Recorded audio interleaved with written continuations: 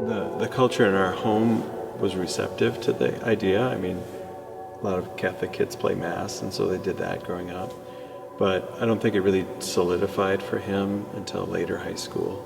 I think because really it was when he was a senior that he was primarily saying, I think I'm going to apply to SJV. I think I really want to pursue this. I was glad he wanted to pursue it and just and give his yes for that time and see what God called him to. So, but it seemed like a natural fit. I thought we'd see him quite a bit since we live close to St. Thomas, and I thought, he'll be home. But really, he only had one weekend a month free, and that was a big surprise for me. To see him once a month was still, that worked out just fine.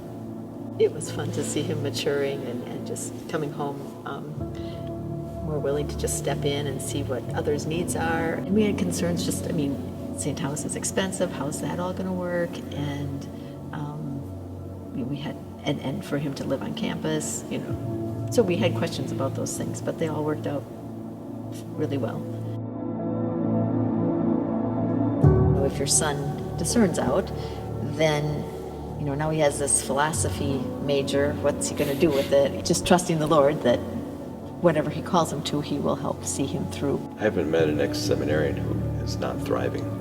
So obviously it works out great. Yeah. I tell people all the time that I wish every young person could have a year at SJV. It's so powerful and impressive. Yeah, because you're learning the right way to discern, the right way to be in tune to God's will. And everybody needs to learn that. I think I remember one of Joe's good friends discerned out, and the response was kind of like, "Oh, that's too bad." And he's like, "Why? He's following God's will." And that's exactly the purpose.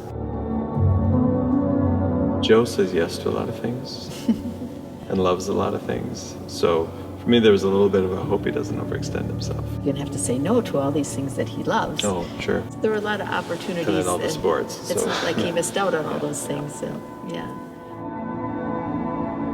One thing that really helped me when I found out about just how the whole process works and the guidance that they receive. It's like, oh, there's such a thing as a formator, which I had never heard of before, and spiritual director, and they really get taken care of. When I found out, basically they're going to make sure that he's doing well academically. They keep him accountable. How is his prayer life? Is he staying balanced? Including, that he's getting his homework done. And we're like, wow. So the academic education, but also the spiritual education is all so balanced. And then you meet the priests who are there, and it's like, they're so dynamic and so dynamite. It was just, a pleasure to be able to have him go there. And just how they form them as men, addressing all kind of aspects of what you need to know to become a man. And I think there was even a good orientation at SJV for all of us, so we could meet some other parents right away. That was really helpful. So in the fall, I'm meeting with the bishops and the rectors for all the parents, and that's a huge gift that they care enough to take that time and to talk about how things are going. If we have questions, and there's always questions, and they're so good about answering them. And I just feel, the leadership of this archdiocese is really, they've put so much prayer and thought into how these men are formed. As parents, our whole goal is to kind of rejoice in letting our children become adults and live their own lives.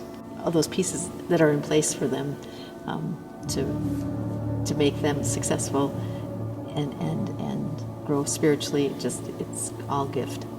I mean, I can have as many plans as I want, but then the Lord shows me His plans, and there's always twists and turns. So I think sometimes I just have to look at myself, and it's like, okay, what am I holding on to that's not of the Lord that I just need to give to you?